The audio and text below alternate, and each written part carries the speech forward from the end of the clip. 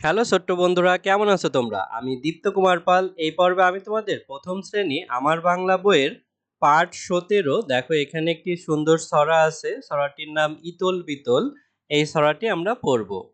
দেখো, এখানে আছে শুনি ও বলি। তাহলে ওই শয়সু দন্তে নয়সী, শুনি ও বল হয়সী বলি। এখানে আমরা দেখো নিচে ব্যাঙ দেখতে পারছি, ব্যাঙের ছাতা এবং একটি গাছ দেখতে পারছি। দেখো আমরা ছড়াটি পড়ি। ইতল বিতল, হস্যই তল ইতল, বহেসী তল বিতল। কবিতাটি লিখেছেন সুপিয়া কামাল। দন্তে শয়সু ফয়েসী ২৯ একার, সুপিয়া কয়াকার ময়াকার ল কামাল। তো দেখো পড়ি।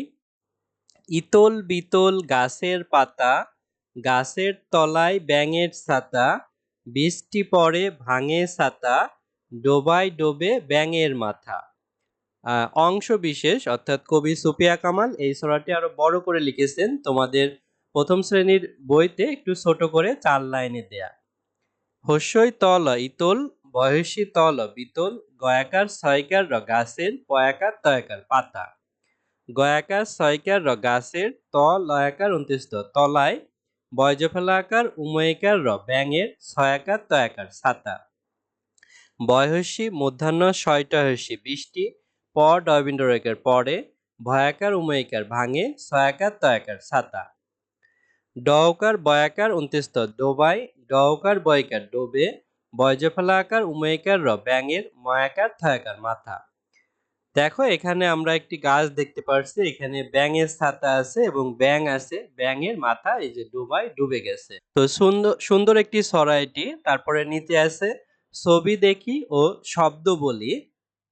স বয়সী ছবি, দয়কার ক্ষয়সী দেখি ও তালবস্য বয়দয় শব্দ বল হয়সী বলি। তো এখানে আমরা একটি গাছের পাতা দেখতে পারছি। তারপর এটি হচ্ছে ব্যাঙের ছাতা আর এটি হচ্ছে ব্যাঙ। তারপর বলছে নিজের জানা একটি বৃষ্টির ছড়া বলি, অর্থাৎ বৃষ্টি হয় এমন একটি জানা বৃষ্টির সময়ের ছড়া তোমাদের বলতে বলছে। দেখো, ইতল বিতল ছড়াটি আমরা আবার একটু পড়ি। ইতল বিতল লিখেছেন সুপিয়া কামাল। ইতল বিতল গাছের পাতা, গাছের তলায় ব্যাঙের ছাতা, বৃষ্টি পড়ে ভাঙে ছাতা, ডোবায় ডোবে ব্যাঙের মাথা। তো বন্ধুরা, আজ আমাদের ভিডিও এ পর্যন্তই। এর পরের ভিডিওতে আমরা পরবর্তী পার্ট পড়ব। তো ভালো থেকো তোমরা।